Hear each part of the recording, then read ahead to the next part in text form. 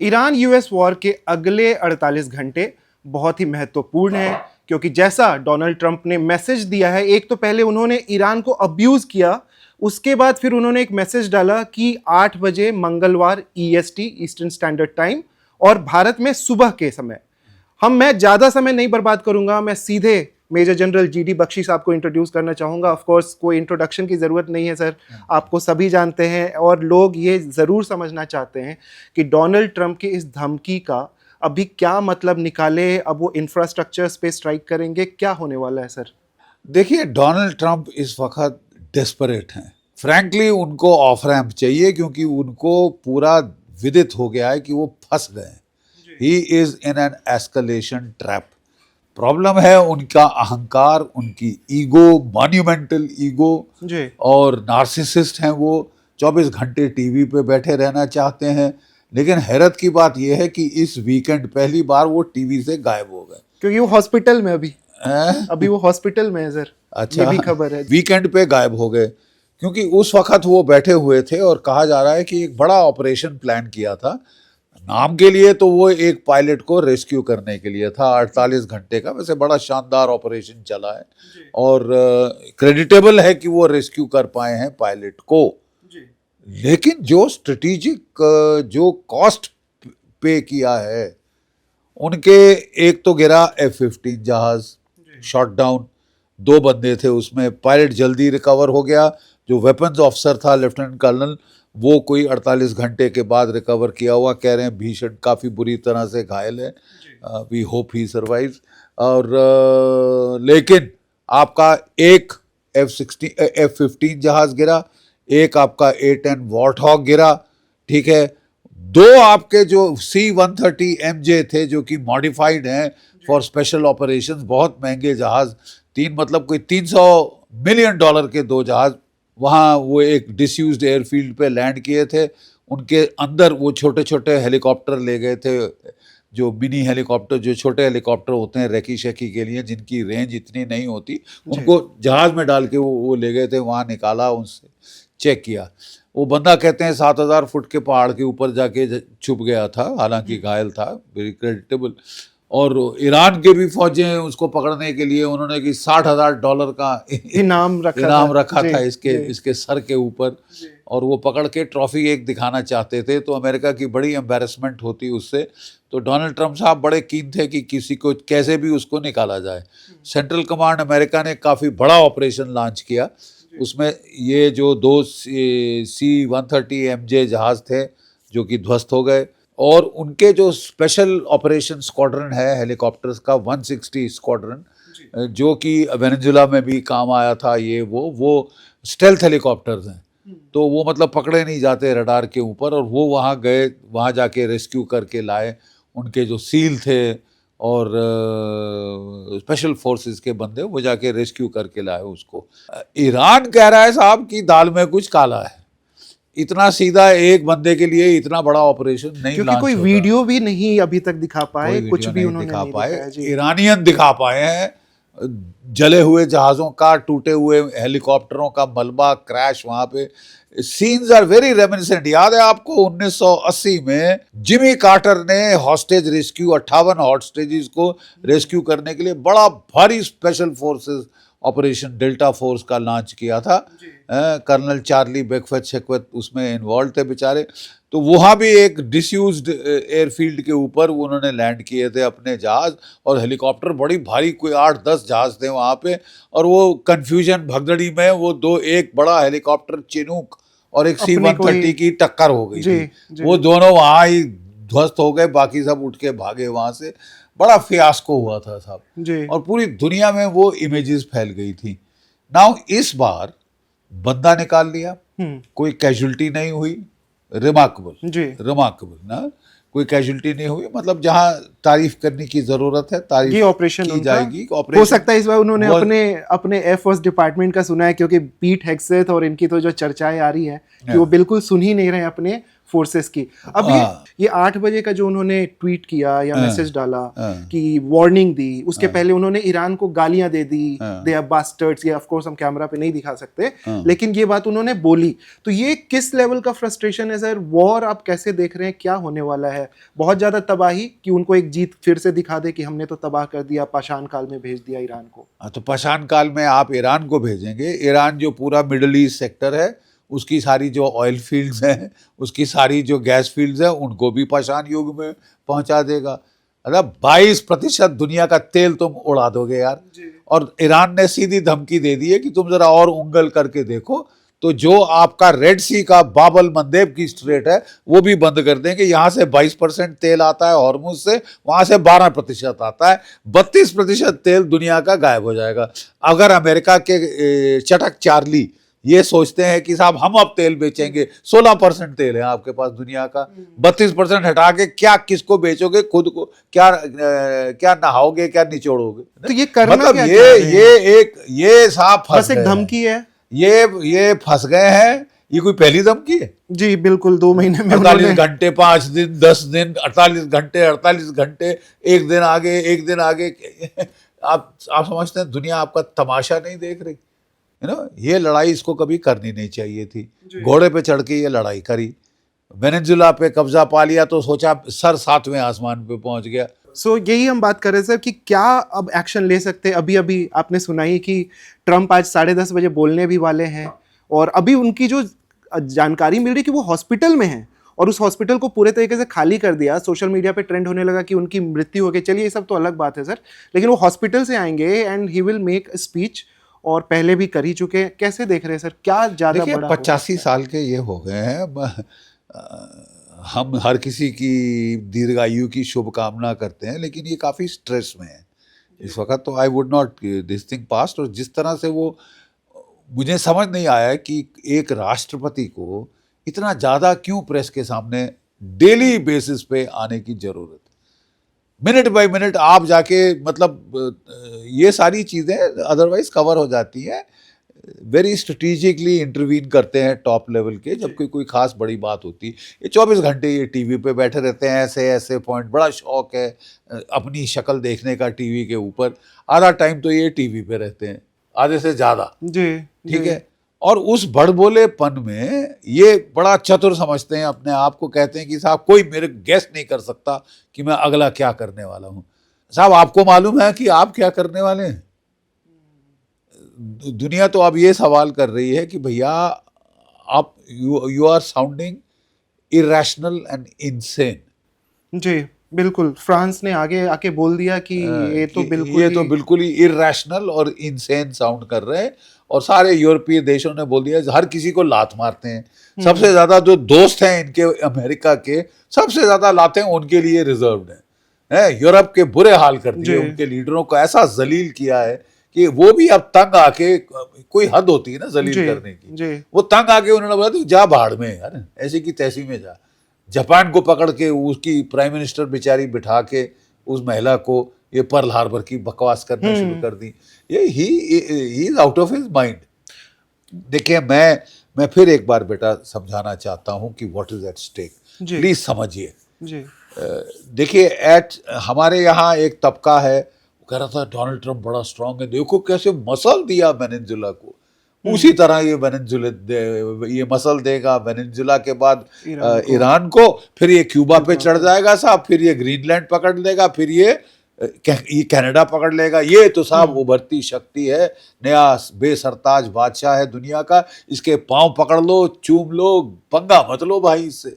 ये ऐसा डरपोक तबका भारतवर्ष में है जी, महिमा मंडन करने वाले।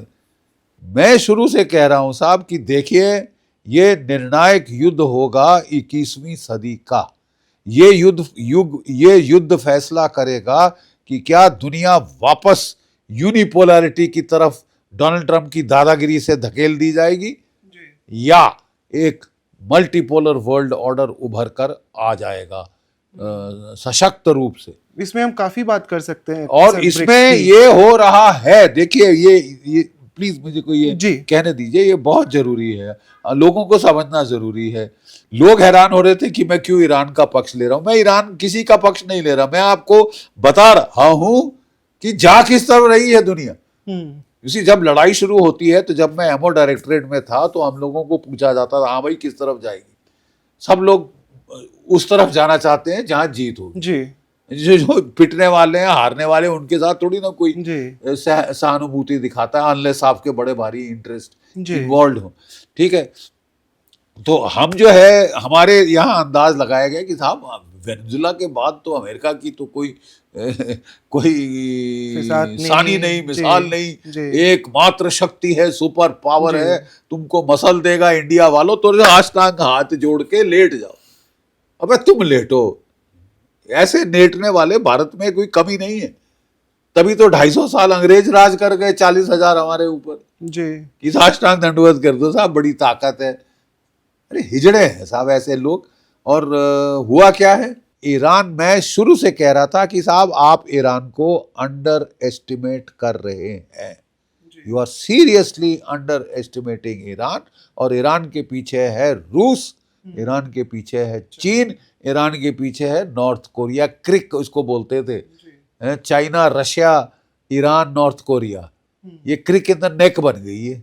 वो बोलते हैं ना गले में दर्द शुरू हो गई साहब, यहाँ पे जो होती है जब ज्यादा टेंशन हो जाती है। ठीक है, उसने क्या दिखाया है, ये एक मिडिल ईस्ट ये एक मिडिल पावर थी, ये एक थर्ड वर्ल्ड पावर, ये ब्रिक्स का मेंबर है ईरान जी, आप ब्रिक्स के प्रेसिडेंट हैं जी। ठीक है, तो दुनिया बड़ी उम्मीद से आपकी तरफ देख रही है, पूरी थर्ड वर्ल्ड देख रही है, आप स्पोक्समैन हैं ग्लोबल साउथ के, और आप चुप्पी साध के बैठ गए। हम लोग, मुझे समझ नहीं आ रहा क्यों, लेकिन शायद ये सोच रहे थे कि अमेरिका बिल्कुल जीत जाएगा, इजराइल भी है। ये तो एक स्ट्रेटेजी थी ना सर, ये तो यही थी कि 2 दिन में, ये तो एक अंदाज था ना कि ये तो 2 दिन में वॉर खत्म होगा, लोग आ जाएंगे, 48 घंटे में लड़ाई की खत्म हो गई होगी, आयतुल्ला को मार डाला, 48 टॉप कमांडर मार डाले, रोज एक दो कमांडर ठपका रहे हैं, और ये भी बोला तो ये खत्म हो जाएंगे साहब, बस आप गिरे गिरे गए गए गए। तो मैं शुरू से कह रहा था साहब कौन गया किधर गया जी।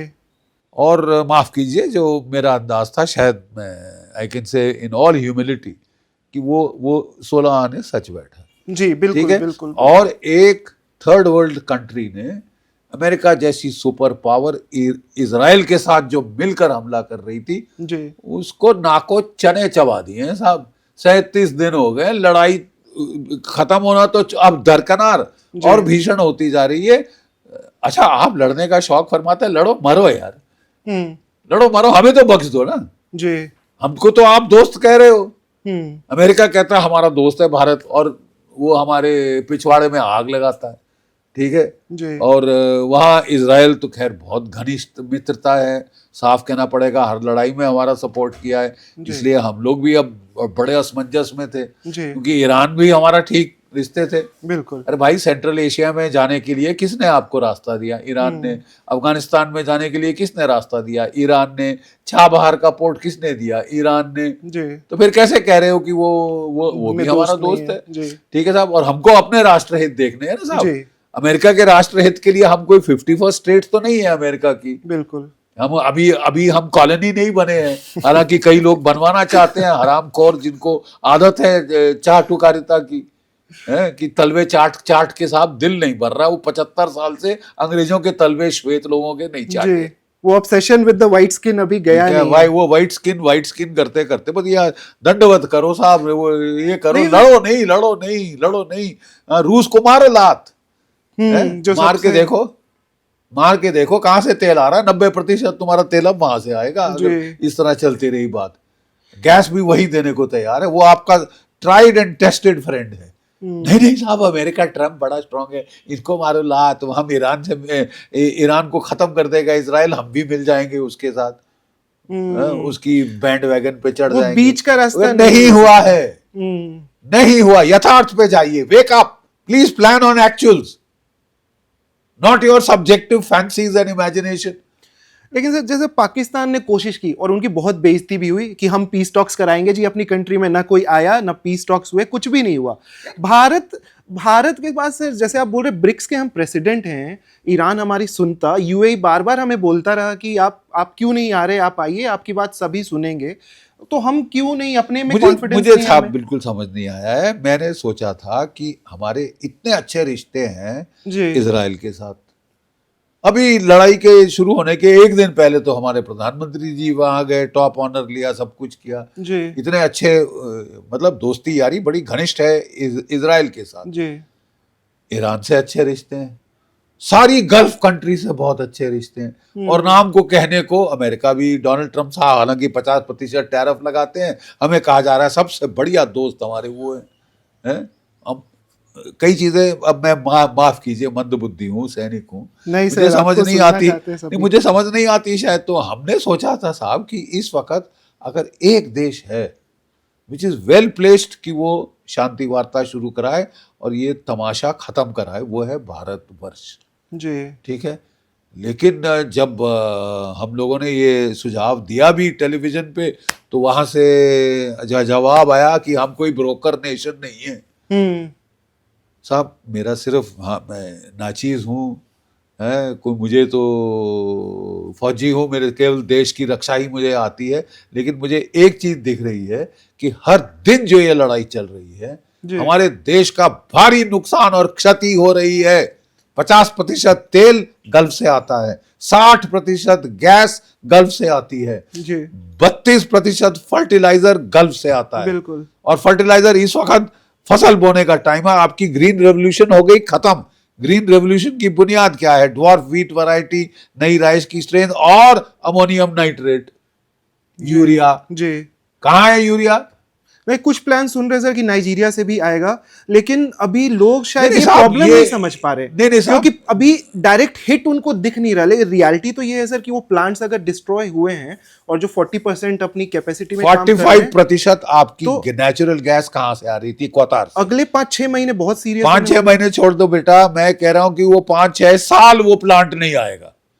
तो गई तुम्हारी 45% गैस। जी ठीक है, अब यहां से लाओगे, वो सब बड़ी अच्छी बात है, किस कीमत पे लाओगे? महंगाई बहुत ज्यादा। देखिए साहब, मैं प्लीज समझिए, ये सिंपल मैथ्स, एक फौजी, गणित मेरी स्पेशलिटी नहीं है, लेकिन सिंपल मैथ्स मैं समझा दूं। जी ये बहुत अच्छी बात है कि हम कहें कि India is an ocean of energy security. ये किनके वक्तव्य हैं? हमारी ऑयल मिनिस्ट्री के। मैं दाद देता हूं उनकी कॉन्फिडेंस को, और ये वो बहुत अच्छी बात है, होना चाहिए, तभी लोग आश्वस्त रहेंगे। लेकिन इतना भी नहीं बोल देना चाहिए कि जो हम करने। सर आप कह रहे हैं India is an island of energy security. Simple fact is कि 90% आपकी एनर्जी बाहर से आ रही है। तो व्हाट एनर्जी सिक्योरिटी? आपके पास थोरियम की रेत है, उससे आप न्यूक्लियर पावर पैदा कर सकते हैं। क्यों नहीं पैदा करी अभी तक? क्यों आप डिपेंडेंट है बाहर वालों पे? वो करो यार, अब स्टार्ट कर दो। देर आए दुरुस्त आए, अब तो कर दो कि हमें बाहर पे डिपेंडेंट नहीं रहना चाहिए। फ्रांस ने 75% अपनी एनर्जी न्यूक्लियर की है। जी बिल्कुल। Why can't you do it? आपकी थोरियम की रेत से आप निकाल सकते हो साहब, जो रेत केरला में है। जी अब आप अभी करें साहब, नहीं तो मैं बता रहा हूं साहब, देखिए, खैर वो तो बात की लंबी दूर की बात है। लेट्स गेट बैक टू जो प्रेजेंट करंट सिचुएशन। जी प्रेजेंट पे आ जाए। हर एक दिन जो लड़ाई चल रही है, आपकी खाट खड़ी होगी। मैं समझाता हूं। पहले हम तेल रूस से $50 प्रति बैरल, $60 प्रति बैरल ले रहे थे, डिस्काउंट प्राइस दे रहे थे बेचारे। ठीक है, फिर आपने बोला हम तो ये तो मर गए हैं, रूस तो खत्म हो गया है, चढ़ती उभरती ताकत, चढ़ता सूरज है डोनाल्ड जे ट्रंप जूनियर। वाह वाह, क्या सूर्य चमका है आसमान में। तो मारो लात रूस को, ये तबका कह रहा, मारो लात रूस को, छोड़ो जो पुराने टेस्टेड ट्राइड फ्रेंड है। ना ना ना, ये डोनाल्ड ट्रंप है जो विजेता ही है, विजेता तेरा रह गया, तुम्हारा विजेता। और वहां उस रूस से जो आपका ट्रस्टेड फ्रेंड था, आप जो आप तेल खरीद रहे हैं, कितने डॉलर पे है? $148 प्रति बैरल। उसने कहा वाह बेटा, तुम हमको लात मारोगे तो जरा ये जो मार्केट प्राइस है वो दे दीजिए, मार्केट प्राइस दे दीजिए। 100 जो तेल $60 प्रति बैरल का अब आप ले रहे हैं, वो कह रहे नहीं साहब हम तेल आना बंद नहीं करेंगे। Very good, at what price? You see, energy security is not access to oil and gas, जी it is at also at what price you are getting it ना। बिल्कुल बिल्कुल, आप उसको लाने में कितना प्राइस खर्च कर रहे हैं, वॉलेटिलिटी सब कुछ। क्या है? जी अब आप देखिए, आपका फॉरेक्स रिजर्व है 700 अरब डॉलर। हर महीने जो ये लड़ाई चलेगी आपको 20 या 30 अरब डॉलर का नुकसान होगा केवल प्राइस से। आपकी जो इकोनॉमी का फोरकास्ट है, सुन लीजिए, जी। आपकी जो इकोनॉमी का फोरकास्ट है वो था 7 से 8%। गोल्डी लॉक्स मोमेंट कहा जा रहा था। हमारी इकोनॉमी गैलप कर रही थी, दौड़ रही थी साहब, best performing economy in the world. ये हमारे दोस्तों ने, जी नाश होए इनका, ऐसे दोस्त हो तो अमेरिका ने, और बड़े हैरत की बात है कि इजराइल भी बिल्कुल परवाह नहीं कर रहा कि हमें क्या नुकसान होगा। ठीक है, आपने हमारी इकोनॉमी को, जो गोल्डमैन सैक्स है उसका क्या एस्टिमेट है कि आपकी इकोनॉमी कितने % पे ग्रो करेगी, अब 7 पे 8 पे जो जा रही थी, 5.9 से 6.1%। अब देखा इकोनॉमी, जो सबसे फास्टेस्ट ग्रोइंग इकोनॉमी का ये नुकसान ये हो रहा है। लड़ाई चले जा रही है और हम कह रहे हैं हम थोड़ी ना कुछ करेंगे, हम कोई ब्रोकर है? लेकिन आप ब्रोकर नहीं हो साहब तो फिर ठीक है, दो पैसे और खिलाओ और लड़ाई को जाने दो, ताली बजाओ। ये आम लोग कैसे समझेंगे सर कि कितना बड़ा इंपैक्ट होने वाला, इन्फ्लेशन किस लेवल पे जा सकता है? ये शायद लोग समझा नहीं पा रहे हैं। या अरे साहब, अमेरिका के अंदर इन्फ्लेशन देखिए, अभी आप कॉस्ट ना बढ़ाएं जी, क्योंकि इलेक्शन है, लेकिन आपको at some point in time, जहां इलेक्शन खत्म होती है, कॉस्ट चढ़ जाएंगे, लोगों के पेट पे लात लगनी शुरू होगी, छोटी मोटी बिजनेसेस तबाह हो जाएंगी, छोटे मोटे रेस्टोरेंट ये वो जो गैस पे चल रहे थे उनका क्या होगा साहब? आप देखिए, और जो वर्कर आए हुए हैं जो सस्ता खाना खा सकते थे, अब वो तो कोविड जैसी हाल हो वो जाना शुरू कर चुके हैं, घर जाना शुरू कर चुके हैं साहब। तो ये कह देना कि हमारा कुछ नहीं होगा, हम बिल्कुल एनर्जी सिक्योरिटी हम ले लेंगे, प्रॉब्लम यह है एट व्हाट कॉस्ट जी। और कॉस्ट बढ़ा तो आपकी इकोनॉमी को चोट, सीधी चोट। तो हमारे इंटरेस्ट में है कि जल्द से जंग ये लड़ाई रुके, ठीक है? तो अब हमको, और अगर आप बोलेंगे तो दुनिया आपकी वाह वाह करेगी, बोलेगी। और अमेरिका से वो कर्नल मैकग्रेगोर आया, मिलिट्री एक्सपर्ट जो डिफेंस मिनिस्ट्री को उनकी गाइडेंस देता था, वो कह रहा था भाई मोदी जी हैं एक जो कर सकते हैं, जिनमें स्टैंडिंग है ग्लोबल। लेकिन हम पिछलग्गू बन रहे हैं कि भाई वो ब्रिटेन ने बोला कि 30 देशों की कॉन्फ्रेंस होगी गल्फ ऑफ हॉर्मुज पे, ठीक है? तो हम फट से वहां जाके हम भी आ रहे साहब, आपके साथ आ रहे हैं। ये हमको लीड लेनी चाहिए थी। उसका कोई रिजल्ट ऐसे भी निकल के नहीं आया। जो और क्या रिजल्ट आएगा? फ्रांस ने बोल दिया ये मिलिट्री की बात मत करना, अमेरिका की बस हो गई है वहां पे। तो बेवकूफ हो गए, अपने जहाज अपने नाविक मराने हैं कि यार अमेरिका के ना मरे यार, प्लीज हमारे मरवा दो। क्यों मरवा दे? फालतू के हैं, फालतू के हैं क्या? और क्यों करें हम ऐसा जब तक कि जब हमको सीधे वो दे रहा है, हमारे तो आने दे रहे हैं, हमारे तो आने दे रहा है, तो आपको फिर क्यों फिक्र है अमेरिका की? अमेरिका की नहीं आने दे रहा, भाड़ में जाए अमेरिका। अमेरिका ने सोचा है दुनिया के नुकसान पहुंचाने के पहले। इतना भारी नुकसान इस शख्स ने किया है, इतना भारी नुकसान कि दुनिया रिसेशन पे जाएगी, स्टैगफ्लेशन होकर रहेगा, क्योंकि ये लड़ाई रोक नहीं रहा, ये एस्केलेशन ट्रैप में फंस चुका है। और शायद ट्रंप इसमें बहुत पैसे बना भी रहे हैं, क्योंकि एक दिन वो बोलते हैं वॉर बंद करना, अगले दिन वॉर चालू करना, और उस दौरान जो उनका S&P है वो लोग पैसे शॉर्ट सेलिंग हो रही है, ये सारी चीजें अब रिपोर्ट्स आ रही है। अब ये एक प्रेसिडेंट का काम, दुनिया की सबसे strongest military power, super power, जो कि ग्लोबल ऑर्डर की बात करती थी, तुम तो ग्लोबल तबाही कर रहे हो भाई, तुम तो खतरनाक होते जा रहे हो every day that you rain. अब तो दुनिया को तबाही की तरफ ले जा रहे हैं। इसके बाद इनके प्लान है कि एप्स्टीन फाइल ना आ जाए ऊपर, मैं तो अब क्यूबा पे हमला करूंगा, नई हेडलाइन आ जाएगी। अबे यार, उसके बाद तुम ग्रीनलैंड पे जाओगे, उसके बाद कहाँ आओगे? भारतवर्ष पे। सर थोड़ा सा दर्शकों को ये समझा सकते हैं कि अब चलिए 38 दिन का तो बहुत बड़ा मेस ऑलरेडी है, अब भारत को क्या करना चाहिए? एस जयशंकर जी ने फोन भी किया ईरान को और रांची से उनकी बात हुई, लेकिन अब भारत के पास क्या क्या रास्ते हैं या क्या हम कर सकते हैं कि थोड़ा तो कुछ हम बचा सके अपने लोगों को? देखिए ये लोग घबरा रहे थे कि कोई हमारी सुनेगा नहीं जी। इस वक्त ऐसा चढ़ा हुआ है खून आंखों में कि ना इजराइल हमारी सुन के रोकेगा, ना अमेरिका रोकेगा, और ना ईरान रोकने को तैयार है, ना झुकने को तैयार है। बहुत अच्छी बात है यार, he is giving a fight for the third world. अब अमेरिका किसी अश्वेत देश को, थर्ड वर्ल्ड के देश को हाथ लगाने के पहले 10 बार सोचना पड़ जाएगा, क्योंकि लेने के देने पड़ गए उल्टे बांस बरेली को। ठीक है साहब, उल्टे बांस बरेली को पड़ गए इस वक्त।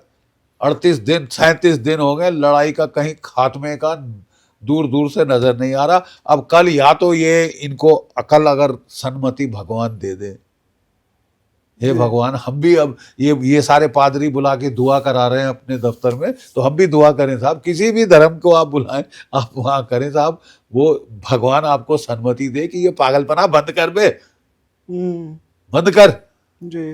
दुनिया का नुकसान तूने तबाही कर दिए और अपनी भी तबाही करा रहा है। अगर ये सोचे कि नहीं नहीं मैं दुनिया जाए बाढ़ में, अमेरिका पैसे कमाएगा, 5 गुना तेल बेचूंगा, 16% है तेरे पास, तेरे को अपना भी तेल लोगों को देना है, और वहां के लोगों के जो तेल का दाम वहां भी महंगाई बढ़ गई, $2-3 प्रति गैलन मिल रहा था, आज $5 प्रति गैलन, कल $6-7-8 प्रति गैलन जाएगा हर अमेरिकन को। हर अमेरिकन के पास कार है जी, ठीक है साहब। और जब उसके पेट पे लात लगे, फूड प्राइसेस चढ़ी जा रही है, इन्फ्लेशन वहां पे बढ़ी जा रही है, 4.5% पे पहुंच गई है, 6% तक जाएगी साहब कम अज कम जी। ठीक है, आप हाल लगाएं कि अमेरिका में मिड टर्म इलेक्शन होने वाली है। डोनाल्ड ट्रंप, तू मिड टर्म इलेक्शन तो भूल जा मेरे भाई। और पूरे अमेरिका में प्रदर्शन हुए हैं, कहते हैं यार कोई 90 लाख 9 मिलियन लोग, 9 million people were out on the in every single state of America. 50 state है, वो हर स्टेट में, हर काउंटी में जी प्रोटेस्ट हुए हैं।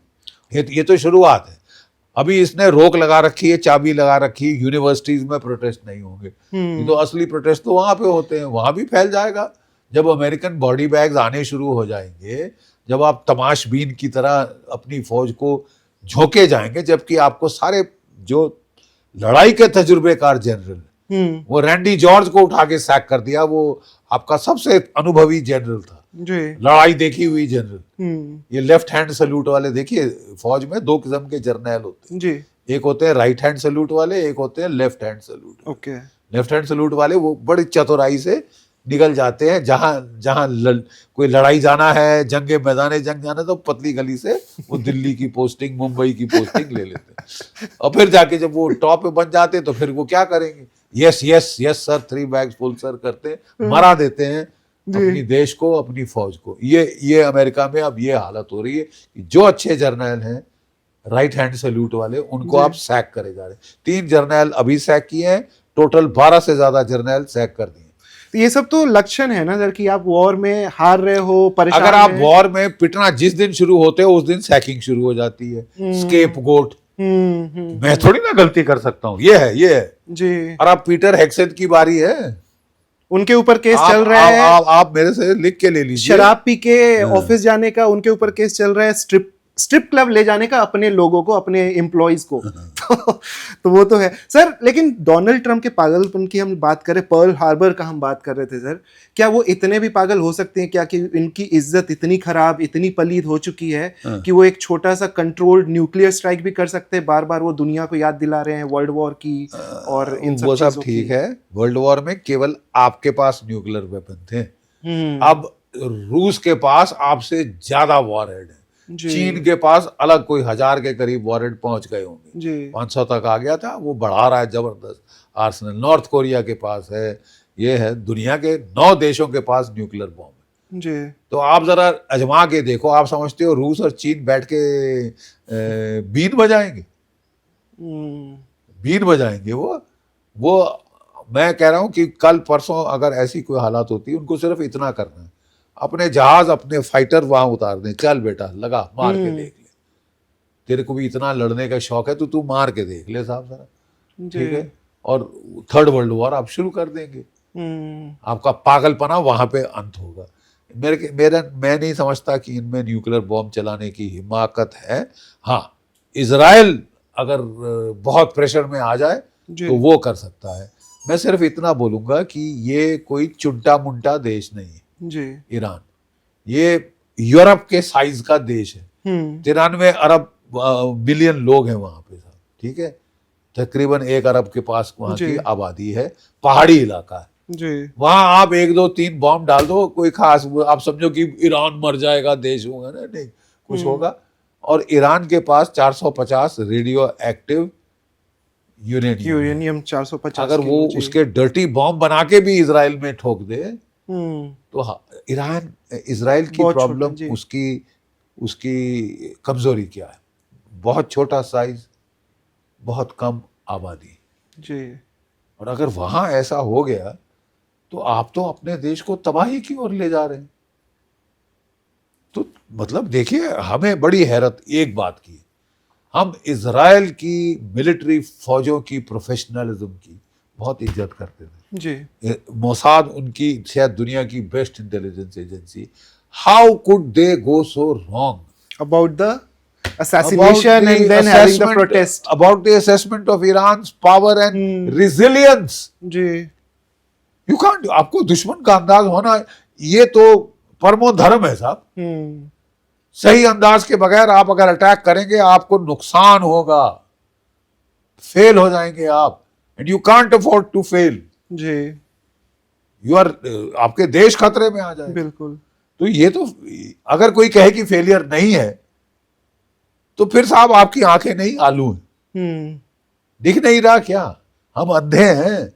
हम लोगों ने भी तो 37 साल फौज में झक नहीं मारी ना।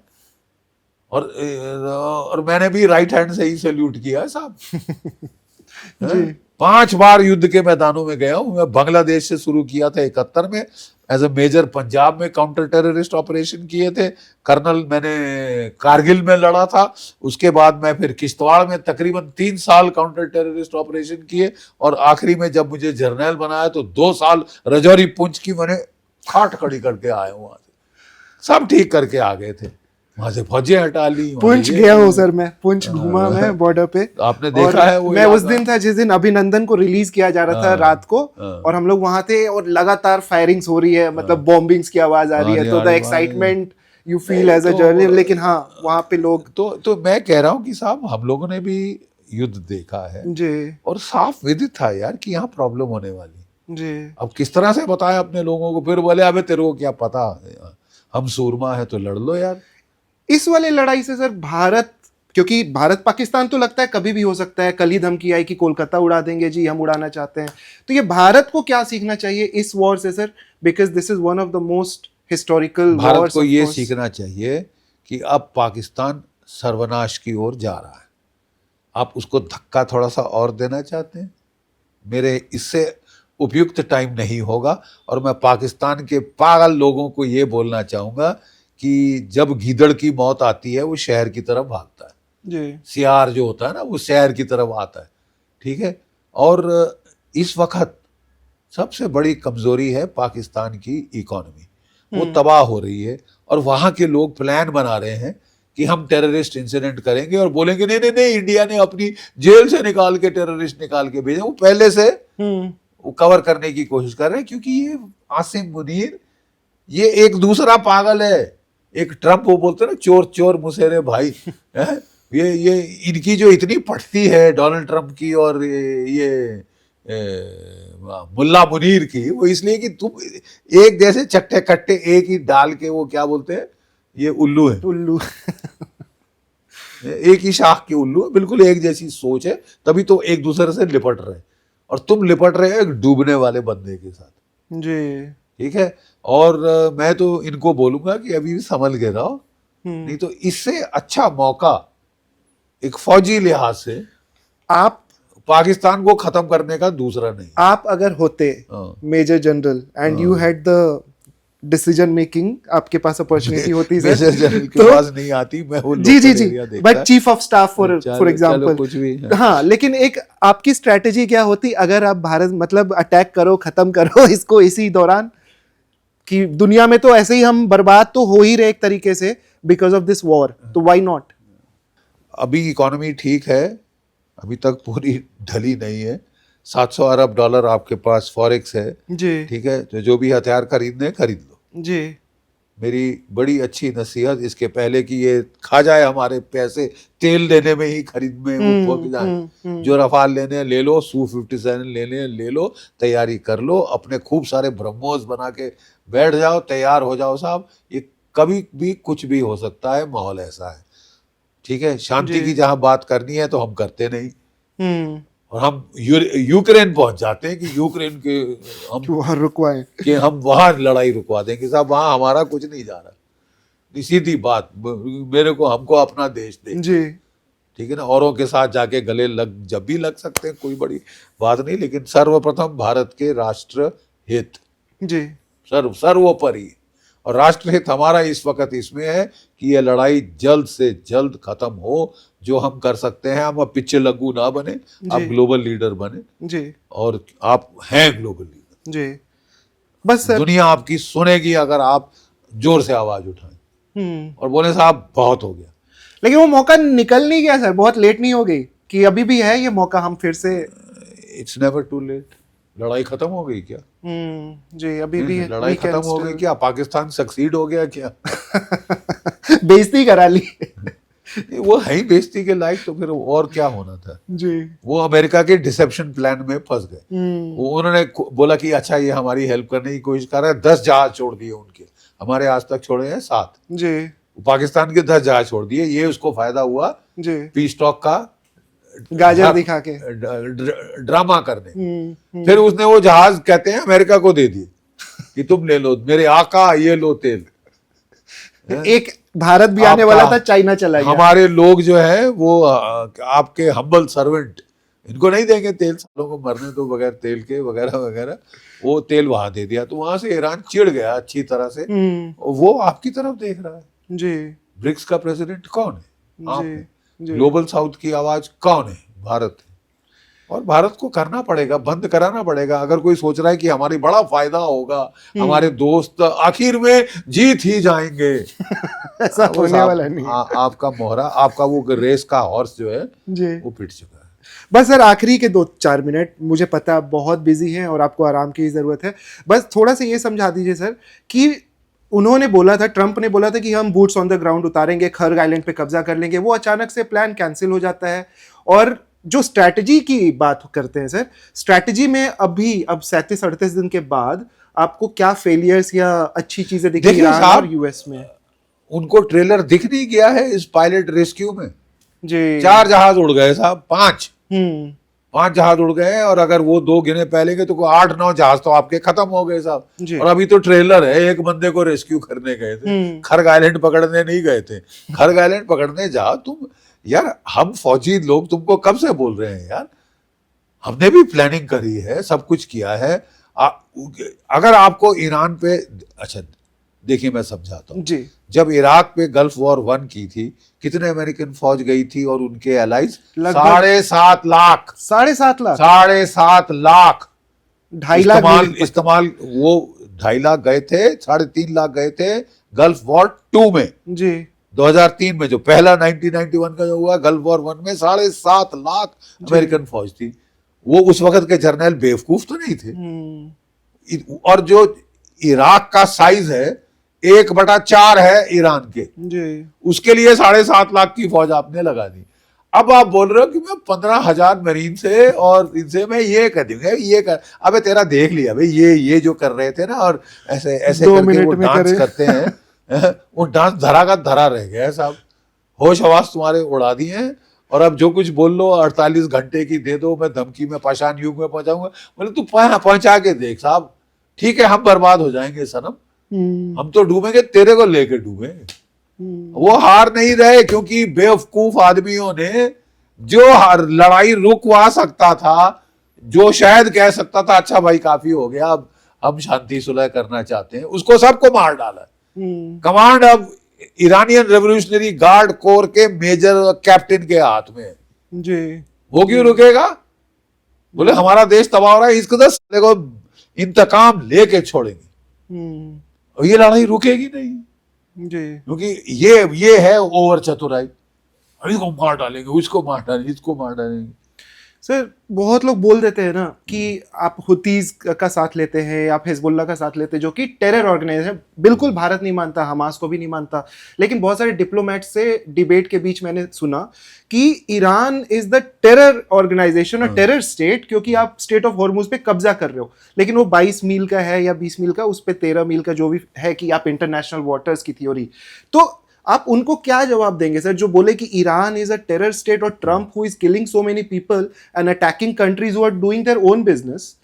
तो असली टेररिस्ट कौन है और who will define who is terrorist? नहीं, वो देखिए, जहां टेररिज्म का सवाल आता है ना, तो माफ कीजिए, मुझे ऐसा दोगलापन देखकर बहुत गुस्सा आता है। Which is the real hub of terror? Pakistan. क्या किया है अमेरिका ने? पाकिस्तान को हथियार दिए जी, आसिम मुनीर को गोदी में बिठाया है, 3 महीने में 3 बार व्हाइट हाउस में बुलाकर कभी लंच खिलाया, कभी चाय पिलाई, कभी ये किया, कभी वो किया। ये तो दोहरे मापदंड है साहब।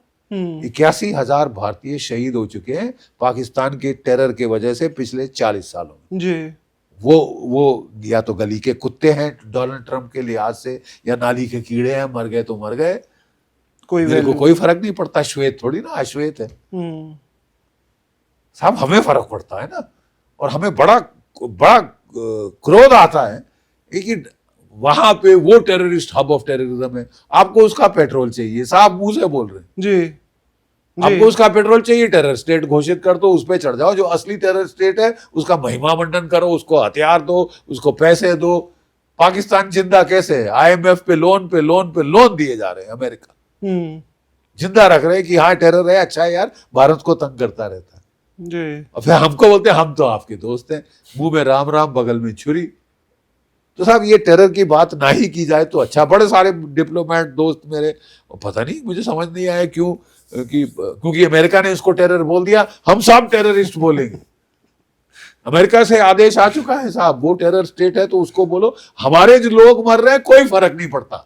तुम्हारी जवान को लकवा मार जाता है, उस वक्त पथरा जाती है जवान तुम्हारी। जब पाकिस्तान कर रहा है टेरर, तब तो शांति, चुप्पी। अमेरिका ने बोला है वो टेरर है, वो टेरर है, तुम भी बोलो टेरर है, तुम भी, हम क्यों बोले? जी, बिल्कुल हमारी फिलोसफी। और देखिए साहब, चलिए उसने टेररिज्म कराई। 2021 में 7 अक्टूबर को वो हमास ने घृणित कार्य किया।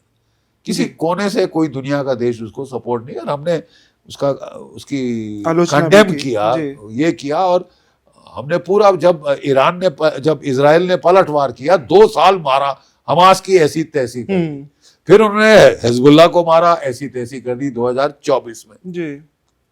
फिर हौती पे चढ़ गए ये लोग मिलके, उसकी ऐसी तैसी कर दी। ठीक है, लगे 3, 4, 5, 6 महीने, लेकिन उन्होंने भी अच्छा जवाब दिया, काफी नुकसान वापस उन्होंने भी कर दिया, बट ऐसी तैसी। फिर पिछले साल आप ईरान पे चढ़ गए 2025 में जी।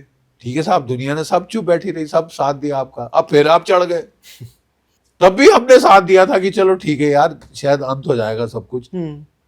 तो आपने बिल्कुल मिसकैलकुलेट किया, और अब आप, जबकि साफ दिख रहा था कि ये मिसकैलकुलेशन है जी। और ये मिसकैलकुलेशन ने दुनिया को मरवा दिया है साहब। हाँ। लेकिन आप दिखा रहे हैं कि मेरे को कोई परवाह नहीं, मैं एक शौक फरमाता हूं लड़ने का, 1 महीना और लड़ूंगा, ईरान को तबाह करके छोड़ूंगा। बोले ठीक है सनम, हम आपको भी तबाह करके छोड़े। रोज तत्काल तेल अवीव पे हुए हैं, बम गिरे हैं, हाइफा के ऊपर क्लस्टर बम गिरा है, धूल करके जल रही है हाइफा। आप समझते हैं ईरान का नुकसान नहीं, इजराइल का नुकसान नहीं हो रहा? कोई 900 आदमी बेचारों के शहीद हो गए जब से ये शुरू हुआ है, और उनका पॉपुलेशन बेस बहुत छोटा है, 9 मिलियन तो टोटल है जी। ठीक है, उसमें से 900 गए तो ये बड़ी भारी फिगर है साहब। बिल्कुल सर, बिल्कुल। ये तो भारत में 9,000 के ऊपर की फिगर है, ये तो 90,000 की फिगर है भारत जैसे बड़े देश में, अगर अनुपात देखें आप तो साहब आप खुद ट्रबल में हैं, आपने पूरी दुनिया को ट्रबल में डाल दिया है। We feel bad. Mindless war, बेवजह की वॉर। लेकिन अब और अब आप खत्म कर दो ना यार। नहीं साहब, जो भी बात करेगा हम उसको तो मार डालेंगे, हम स्पेशलिस्ट हैं मर्डर में, तो करे जाओ मर्डर और लड़े जाओ। आप समझते हैं आप पे फूल बरस रहे हैं? नहीं, लड़े जाओ, बड़ा शौक है लड़ने का, लड़े जाओ, शौक फरमाते हैं साहब, जी तो करो लड़ाई, लड़ो मरो, हमें तो बख्श दो ना आप, जी। हमने तो कुछ नहीं किया आपका, हम तो आपके दोस्ती जताई है यार, हमारे से अच्छा दोस्त कोई नहीं है। There is no place in the world where Jews feel safer बिल्कुल। Then in India. बिल्कुल आते हैं उनके बच्चे यहाँ हिमाचल प्रदेश घूमते हैं, गोवा जाते हैं, बिल्कुल। अच्छा उनको रेस्ट मिल जाता है यहाँ पे। जी तो साहब अब हमारा अगर आप नुकसान करेंगे तो फिर हमें भी सोचना पड़ेगा यार कि you have to be mindful कि मेरे दोस्तों को क्या हो रहा है।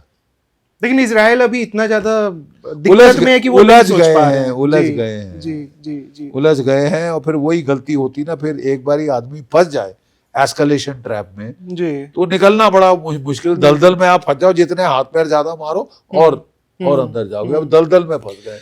बस यही है सर आखिरी सवाल कि अब आपको क्या लगता है ये वॉर कब खत्म होगी? ये कैलकुलेशन तो हम जानते हैं कब मिसाइलें खत्म होंगी, लेकिन ट्रंप ने जिस प्रकार से अभी कल का मैसेज, आज ही का मैसेज और फिर उनका मैसेज 8 तारीख वाला 8 बजे वाला, कब देखते हैं सर इस वॉर को खत्म होते हुए और किसकी देखिए, तरफ? जब ट्रंप साहब को समझ आ जाएगा कि ये महज पागलपना है, व्हेन इट गेट्स इनटू उनकी बुद्धि में घुस जाए कि दिस इज मैडनेस। अब जितने अच्छे जर्नल सैक कर लो, यस सर 3 बैग्स फुल वाले ले आओ, वहां अपने दफ्तर में रख लो, अपने को चमचों से सराउंड कर दो। तो हमारे यहाँ एक बड़ी अच्छी कहावत है, निंदक लागे राखिए। जी जब भी आप बड़ी ओहदे पे पहुंच जाते हैं जी। तो आपकी जो ईगो है वो 7वें आसमान पे पहुंच जाती है, ना कोई था ना कोई है मेरे जैसा, तेरे सिवा मैं दुनिया का बेसरताज बादशाह, मेरे हर शब्द से फूल बरसते हैं, दुनिया उनको बटोरने के लिए हाथ खोल के खड़ी हो जाती है। आप you are wrong sir, Donald sir, you are wrong. You need to listen to your generals and admirals. Any date that you can give for this war to end, or it will be like Russia Ukraine continuous for a while and Trump will leave? मुझे Russia Ukraine दिख रहा है। और Trump जी अपना निकल जाएंगे Gerald Ford ये वो लेके।